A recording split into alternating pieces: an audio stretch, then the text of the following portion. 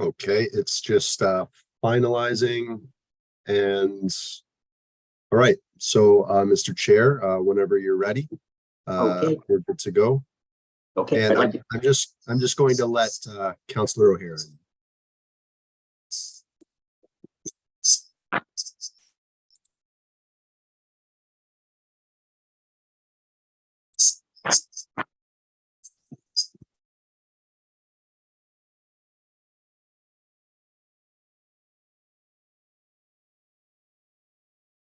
Okay. All right. Hello, everyone. There he is. Tim. Morning.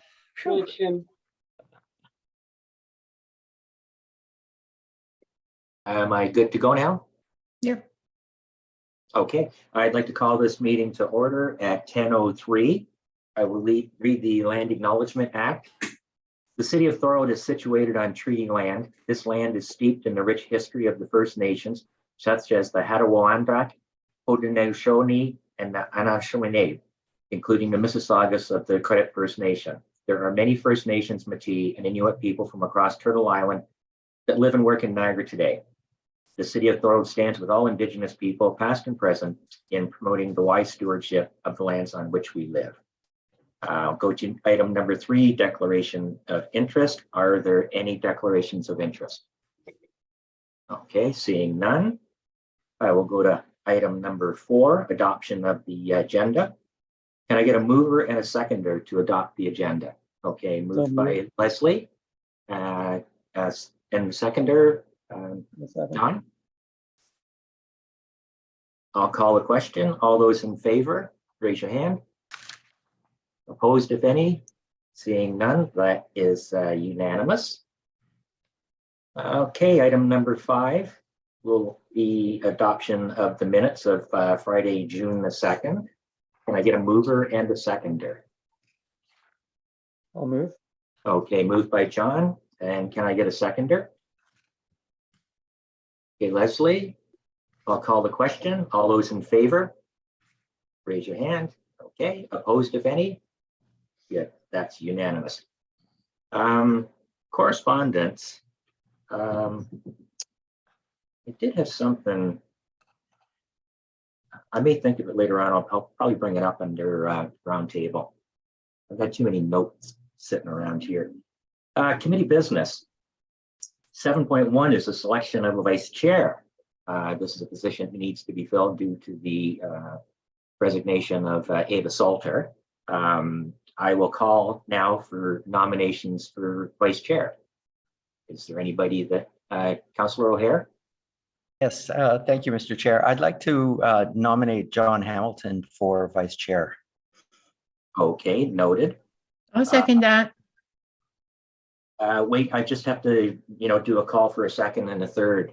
Okay. Okay, I want to call for a second. Any other nominations? A third time, any other nominations? Okay. Can I get a mover and a seconder to close the nominations for the committee vice chair? Okay, moved by Linda, seconded by Amber. I'll call the question. I guess actually, seeing as there's only one nominee, Just declare it. it's unanimous. So I'd like to join the committee and congratulating committee chair, vice chair, John Hamilton. Oh, thank you. Thank you. I wasn't expecting this. It's Well, like getting the golden buzzer. we should get business cards. Anyways, okay. 7.2 is an update on the Earth Day event proposal that I had talked about. I have been very busy over the last month. When I met with the original Community Events Committee, there was some recommendations came out of that on who I might also want to include in the invite. And that was the Lake Gibson Corridor Committee, as well as the Thorold Library. So I did, actually at that meeting, everybody was in favor, the city staff, Matthew Trenham and Stephanie Jarvis, who was the program coordinator at the time, they were in favor. They had certainly good suggestions on how to proceed with this. So I did meet with the Lake Gibson Corridor group, and I got some information, some suggestions from them to reach out to another committee, the Melswar Conservation Group, and also to reach out to the Indigenous community. So I've got that in my notes, and I'll plan to follow through on that. I met up with the library board, and there was some good suggestions came out of that. One of them was contacting community care for clothing donations, not necessarily clothing that would be suitable for resale, although that certainly would be appreciated, but more along the lines of clothing that is ready to hit the, put into the garbage. They have a contract with Johnny Rags that repurposes old clothing into rags. So that fits with the theme of this particular event. We're dealing with environmental stewardship, so this delays the length of time until the piece of cloth would actually go into a landfill. Joanne DeQuatris from the library, or head librarian, she indicated that they would be willing to participate through offering education plus activities for the kids throughout the day that'll be related to an environmental type theme, which is great, because I'm really hoping that this event will have enough content to it that will be attractive to the youth. Actually, they are the future generation that is going to be, cleaning up the mess that we adults are currently creating. So that was pretty good so far. I did reach out to Habitat for Humanity. This was a rather interesting conversation that I had with Dawn Cavison. She's a project coordinator for Habitat for Humanity. And she indicated to me, it was a surprise to her that, I would invite that organization, because they don't often participate or ask to be a participant in events such as this. Their PR basically is through their restore operations and the houses that they build. That when they hand over the key, there's a lot of media coverage on that. So she was more than willing to participate in this event, and even offered to provide a bin that would be there to collect e-waste. So that would be anything like any electronic devices, old TVs, flat screens, microwaves, anything like that. And what I found interesting when she was talking about that was they have a third-party vendor that buys the scrap from them. So they are getting revenue through you donating or throwing out your old toaster to Habitat for Humanity, and that puts money back into their operating funds. So she was quite excited to be able to be of assistance to us in this event. I did reach out to Megan Gilchrist, the director of the TCAG, for a couple of issues that I wanted to talk. One of them was, and I don't know if I'm going to have the final say on where this event would be held, but I did ask her if the TCAG would be willing to offer up the Bassiano Center to hold the event. I'm looking at that facility. It's perfect in its layout. They do have the large auditorium where the various vendors or speakers could set up. They also have a small conference room off to the side, which could be utilized for any of the vendors that are going to do any type of a presentation where they want to have people seated to do a PowerPoint presentation. And if there are workshops that are going to be held, they could be held in there where they're going to be quiet, and the instructors could have the full attention of the participants. Also, it has a drive-in, and a one-way in and one-way out that would be suitable for if the city goes through. I might be jumping around here yet, but Councillor Sentence put forward a motion back May 30th council meeting for the city to participate in a tree giveaway program / rain barrel program. I'm hoping that they live up to their to this offer, and the trees would be available for giveaway at this particular event, the Earth Day event. So the people could drive through, they'd go to the back, pick up a tree or a rain barrel, The TCAG has just unveiled or did a ribbon cutting for a community garden that they've got out back that the kids are involved with. So this would be perfect for people to see what the kids are doing. They've got them all painted. The boxes are all painted and decorated, and you can tell that this has been done by kids, and it's a great initiative. So with that, having said that, I think that venue would be good. Something else, if I'm looking at any particular vendors that might want to be selling goods, there would be a defined criteria on how they qualify as a vendor for this particular event. It's not a craft show, but having said that, if a person is selling something that is repurposed or it's comprised of components that would be going into the garbage and now they're utilizing them to sell a finished good. There's many vendors that I've seen in the different Earth Day events that I've participated in that do qualify for that. How many we would get for that, I'm not too sure. They most likely would not be all local, which I would like to see, but if I can get some from out of town that I know of that have participated, then I'll be happy with that. The other component for the indoor portion would be any group that would do presentations. So that would be like Habitat for Humanity. The MPCA, Carrie Royer, indicated that they would be willing to participate. I know I was at an event back in the spring where they had a table set up and it was Heather Frank that was there, and she did a presentation for the people that were attending this event. So there's a number of groups that can be there.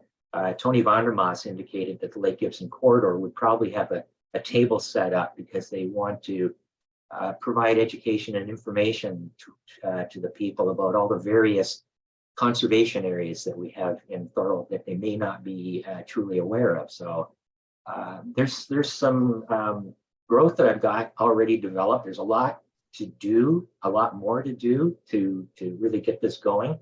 I did, with everything that I've gathered up that I just presented here, I did meet with the Community Events Committee Wednesday night to do a final wrap up.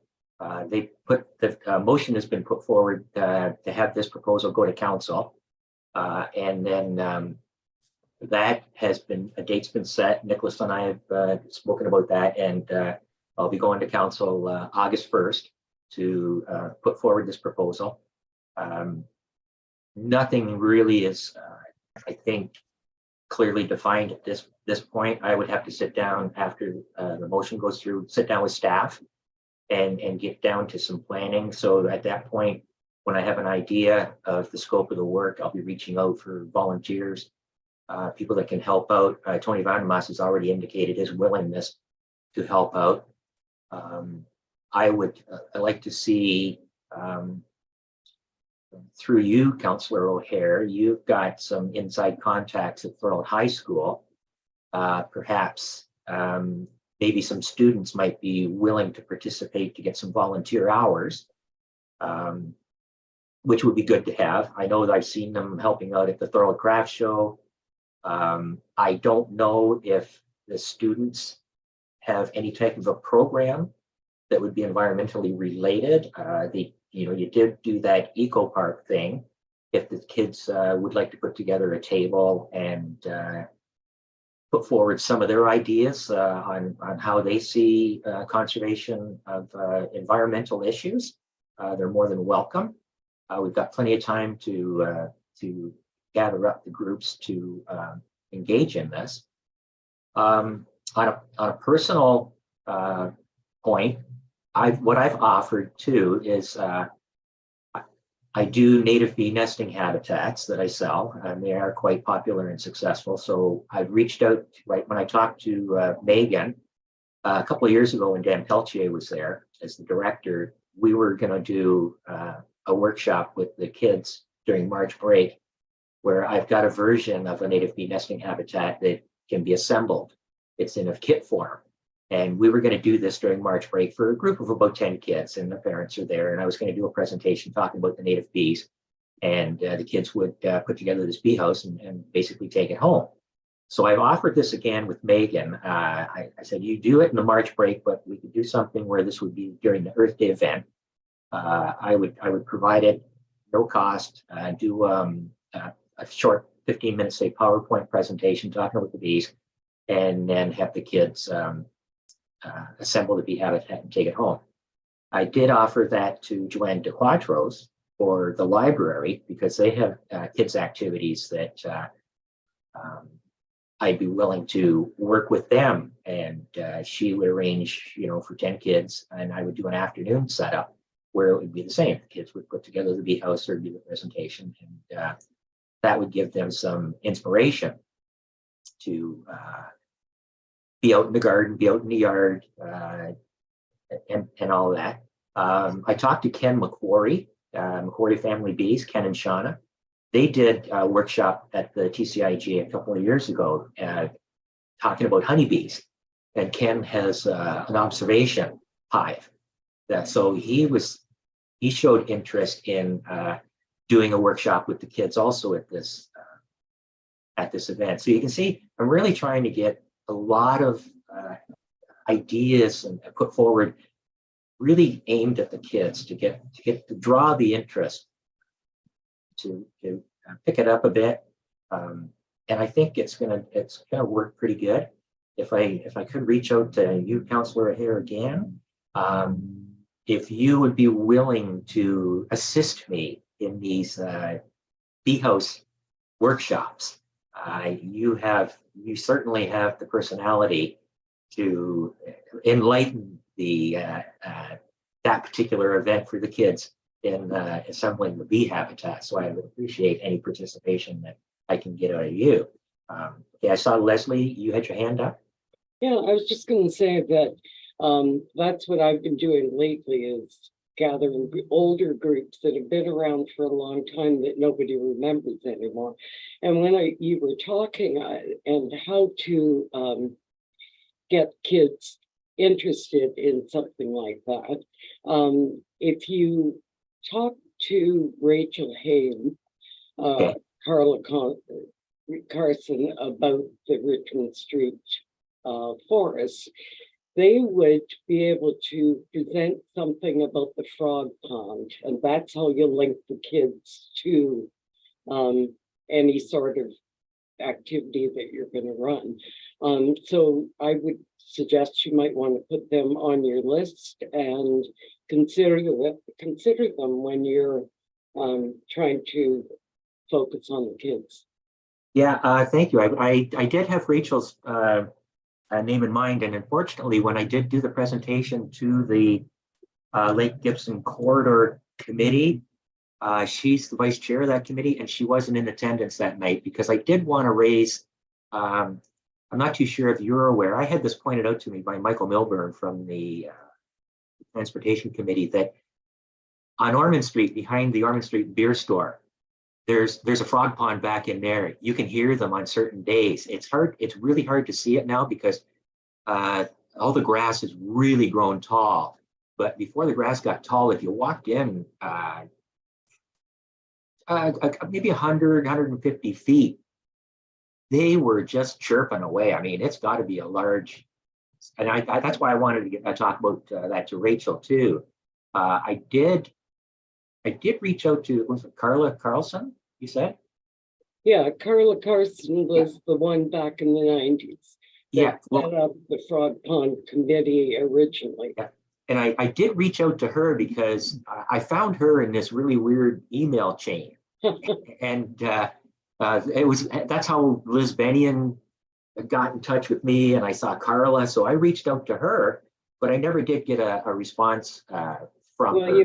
You may see them at our garden tea party because they're both. Okay. And if they are, I'll introduce you. Okay, great. I would appreciate that. Yeah. These are the type of groups that are important because it's really lifting the profile of Thorold to the people of Thorold. And I've said before, at the very beginning when we started, I said the success of this committee is going to be a result of community engagement, community involvement. We're very it's dry. The topic can be dry sometimes, but if we have an initiative that we need to put forward to council, I don't want to see us just going as a committee. I want the council to know that here's a neighborhood that Yeah. wants to hear what we've got to say. So, you are for the people or you're not. So, so this is going to be a Thorold event, the city of Thorold, in conjunction with the Environment Committee. So it'll be, I'm going to be depending on the city to heavily promote this. And what I'd also like to see as a tagline used, we do have that the slogan where the ships climb the mountain. I would like to see, with the permission of Vice Chair John Hamilton, that we utilize Clean Green Thorold as a tagline when we are promoting this. And it does put Thorold in a different area here that they can promote as an identity too, that we want to see Thorold being proactive in environmental issues. So hopefully this is all going to work. I think I've said enough. Has anybody got any comments or questions that they want to put forward? Wow, good. I guess, Linda, did you want to say something? Well, you might consider someone who might run a few of the activities from Project Wild for the kids. Project Wild. It's a project of, I can't remember. Just a minute. I'll find the book.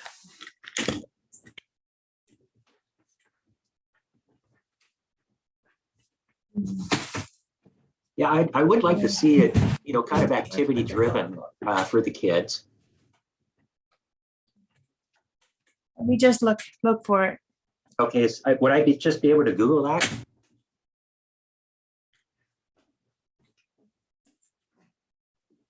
Okay, yeah, thank you, Amber. I have been at events where they do, yeah. So I'll Niagara Region Waste Info. Program.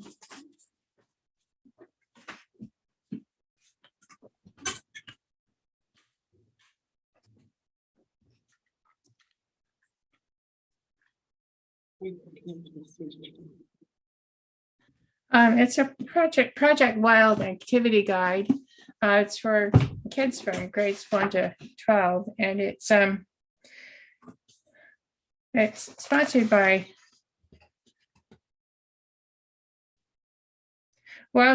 agreements with the Canadian Wildlife Federation and stuff, but it's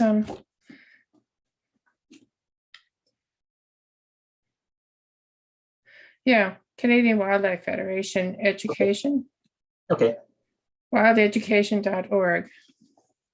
And they have different activities, and they're all laid out. So someone could run a few of these activities, maybe through the library or something. Okay, I'll note that. And if you want someone who could possibly do it or recommend someone to do it, I would suggest you contact Bert Murphy, and I can get you the number for him. Okay, just forward that in an email to me. Okay. Thank you. Any other comments? Okay. Oh, sorry, I have just one quickly. Okay. If we're leaning towards activities and things like that, something that we could consider for the kids, and I know Carrie and myself have been involved. I don't want to speak for Carrie, but we've been involved in some activities similar in the past. Would be something like a bio blitz, like a biodiversity inventory of a certain area kind of around where the event might take place. It can be fun for kids to learn different iDing skills and things like that, and learn how to use mobile apps like Seek, which is offered through World Wildlife Fund, iNaturalist, and various other tools that they can kind of carry forward with them into high school, beyond. I still use both those apps, so that could be a fun integration or activity as well. Okay, that's interesting. Can you forward me some information on that then? Thank you, Amber. Yeah, that would be great. Yeah, thank you. Mhm. Okay, anything else to, while we're on this topic? Okay, seeing none. Under our working groups, we have, yes, that very detailed report from John Hamilton. I'll give you the microphone. Do you want to talk about that, John? Okay, thank you. Oh, sorry. John, just quickly, did you want me to share the screen of the presentation you provided, or did you just want to speak to it? I'm just going to talk very briefly through it, so I don't think we need to do that. Okay. Essentially, what I'm going to do is just talk about the recommendations.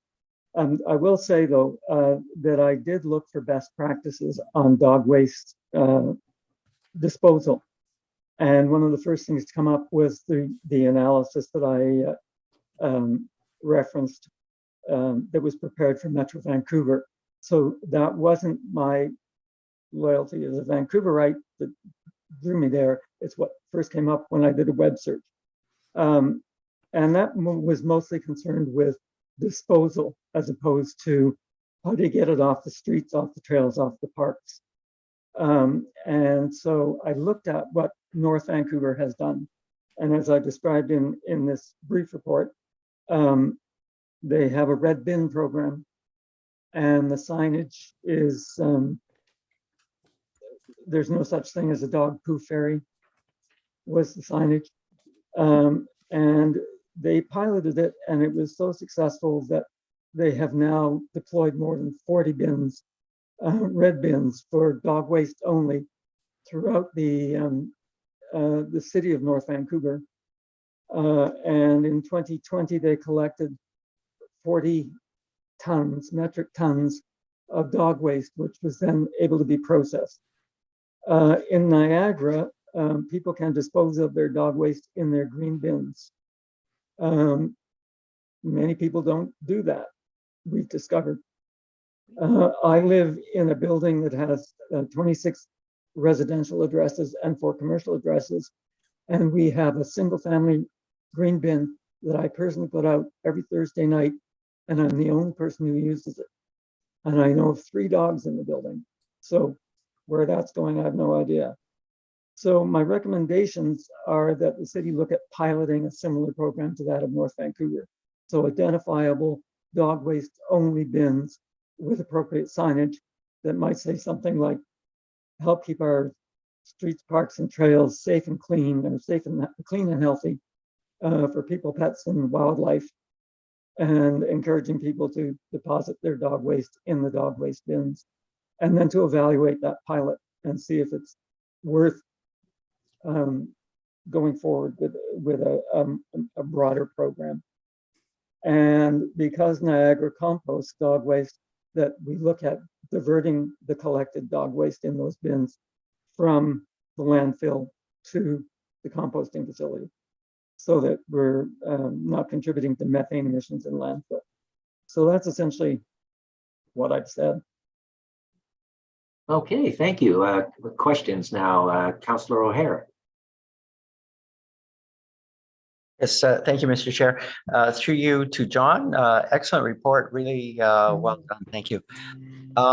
This is interesting with the green bins, and you make a strong point about people not knowing that it is possible to put the doggy doo into the green bin. I wonder if we should come up with a type of sticker that can just be circulated, can be attached directly to the green bins throughout the city.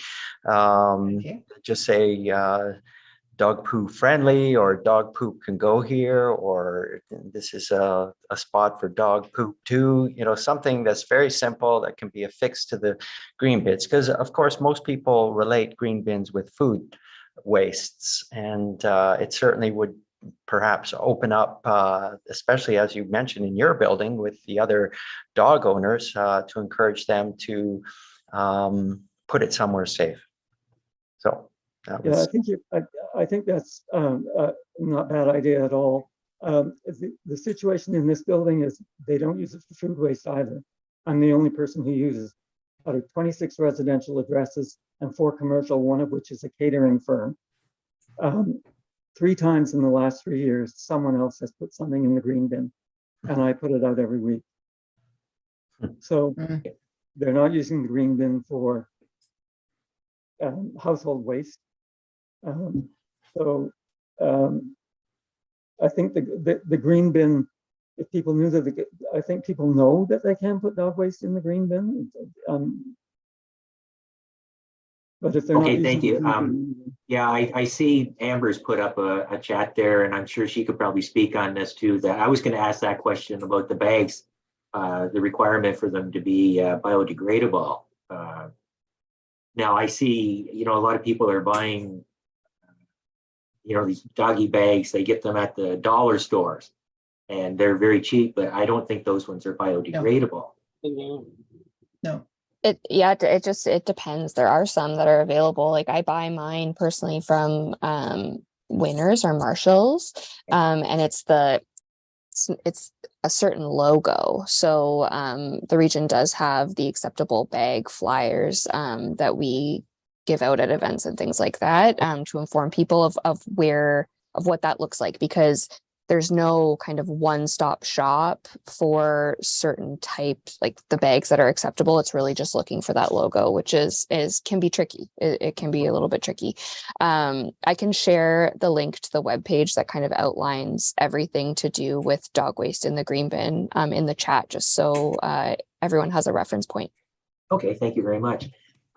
Leslie, Yeah. I'll go to Leslie. What about when we pay for our dog licenses, because they send out communications to everyone that has a licensed dog about all sorts of things. And that might be a good way for us to advertise anything that we come up with, asking them to partner with us and put it on their site, where they probably would figure out, they probably have a way of getting cheaper ones that are biodegradable than we do, because they're an organization. Yeah, okay, interesting. Thank you. Linda, you had your And yeah, we had some biodegradable bags, and then all of a sudden they weren't appropriate for the bin. So we had to go back and find others. And of course, you can buy them at Pet Value and places like that. They're kind of expensive. But yeah, it has to have certain conditions, and only some bags are biodegradable. So if someone buys something and then tries to put it in and it's not accepted, that's going to be discouraging too. So we need to put the information out as to which bags can be used. And maybe that could be on the city site, the City of Thorold site. Information goes out every week or every month to all kinds of people in the community. And maybe that could be discussed there. Okay. And Amber, I would like to know where Wingers and Marshalls are, so that I could maybe buy something a little less expensive for our dog. Please. Okay, thank you, Linda. Leslie, you've got your hand up. One of the problems with those bags is that they need sunlight to biodegrade. So when you put them in a green box and then it goes to the landfill, it's immediately covered, and that it becomes non-biodegradable. And that's a problem. So we would need to do some research to find the best match for what we're proposing. I see. Yeah, interesting. Any other comments or questions?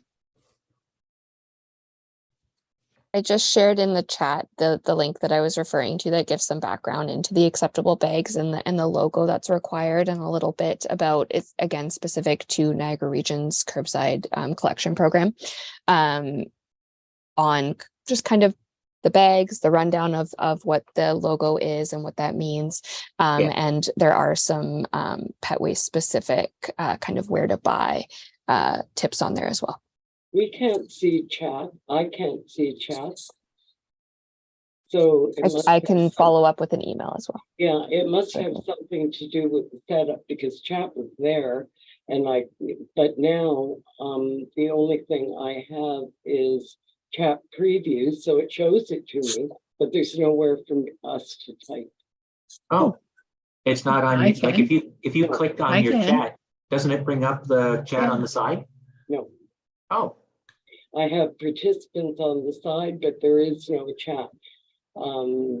I've, sorry to interject, I've changed it to attendees can chat with hosts and panelists. I'm not sure if that changes anything. I've got the chat here. Yes, so do I. Okay, yeah, the panelists can also chat with hosts and panelists. That's how I've set it, so, I yeah, can't find a apologies for place that. to type.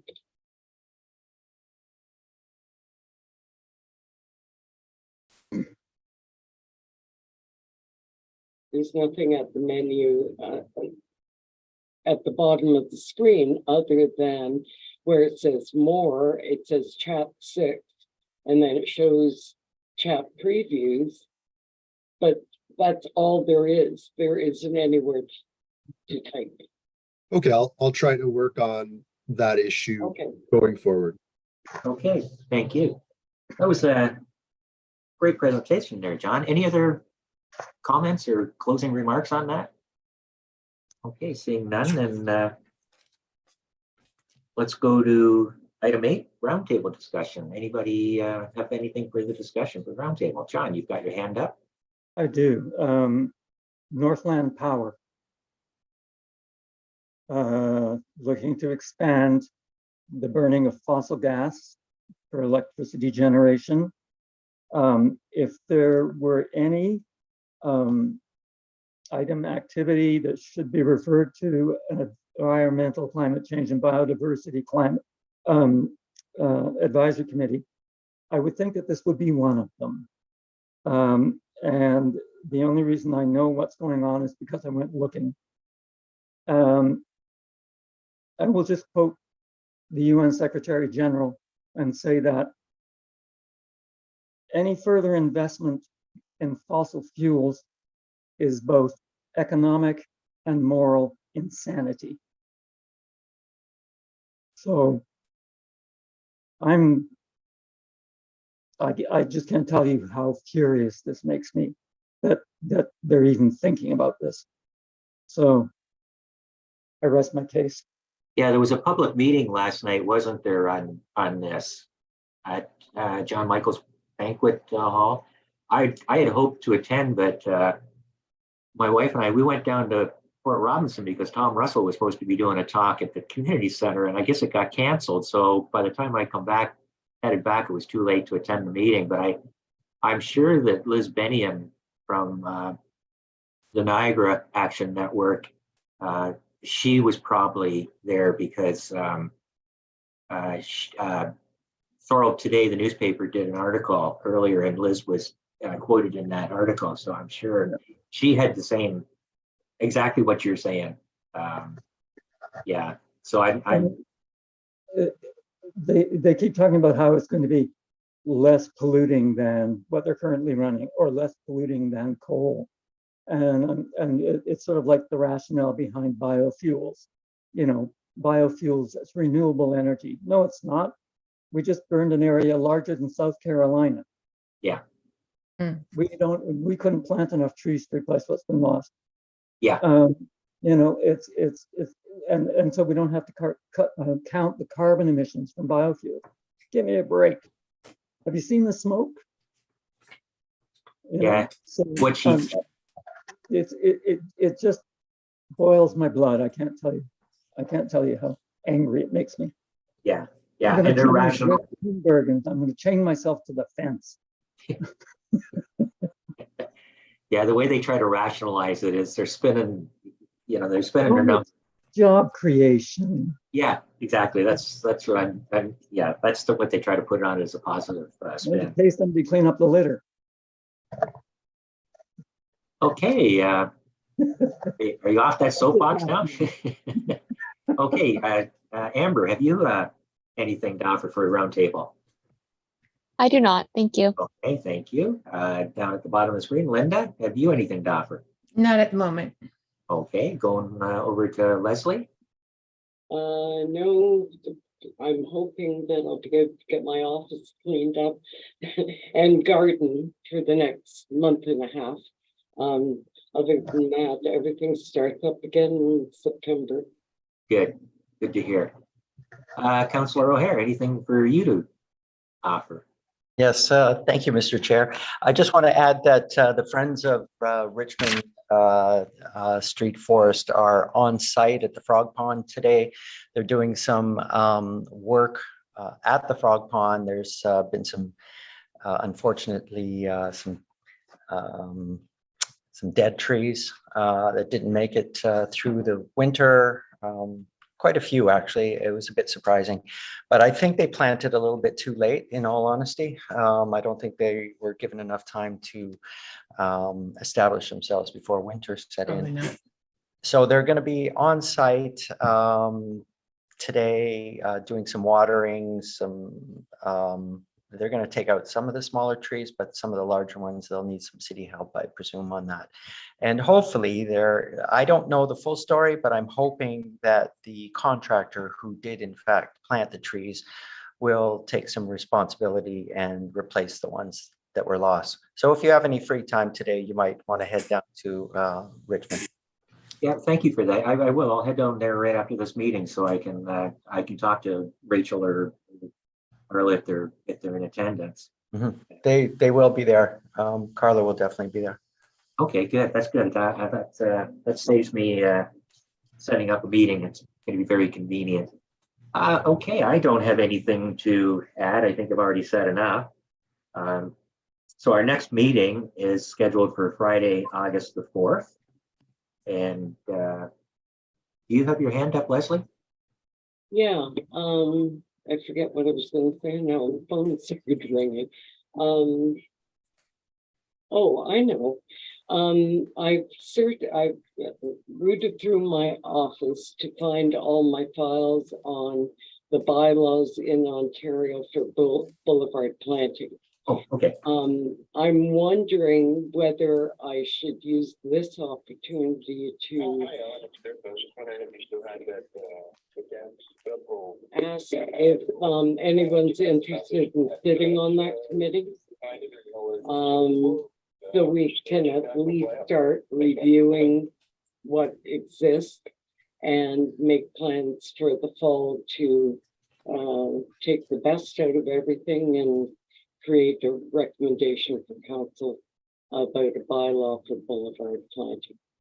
Okay, I'm willing to take a look through some of them. I'll help you out on that.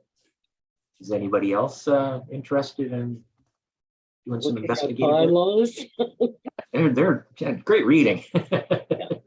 I think I'll probably get a couple of members from the Thorough Garden Club and maybe somebody from District 9 as well, and St. Catharines. St. Catharines has the bylaws, and they're also dealing with what's it called, blooming boulevards. Yeah. So they circulate that newsletter. So I was willing to circulate that as well to get some more interest in this issue. Okay, thank you. Yeah, I follow Blooming Boulevards on Instagram, and I usually watch a lot of their webinars too, and they're doing a great job. They're out of Oakville, aren't they, or Mississauga? Yeah. Yeah. So they're a great resource for boulevard planting. Okay. But what's interesting is there's so many municipalities that have already gone through this process. So in our case, I see it as cherry picking the best from each and something, particular too thorough. But I need others to look at the information other than just me. Yeah, I mean, we're looking at a growing zone too. So you're dealing with plants that are going to really work in this particular area. I mean, I've got followers on Instagram, and some of them, what they're doing in different regions of the country in the United States, they're beautiful, but you're going, oh, that's not going to grow here.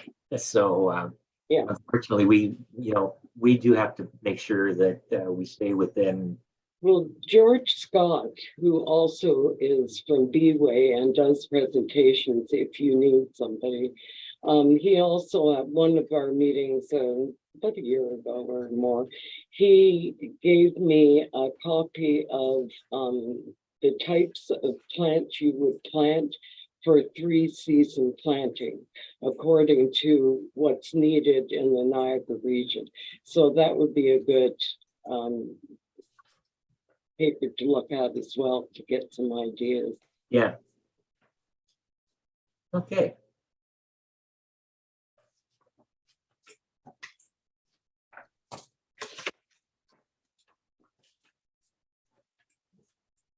Okay, that's it for a roundtable now. So our next meeting is scheduled for Friday, August the 4th.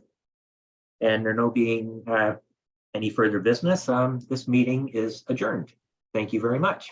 Thank you. Thank you, everyone. Goodbye. Bye, Nicholas. Nice to meet you. Thanks, you as well. Bye all.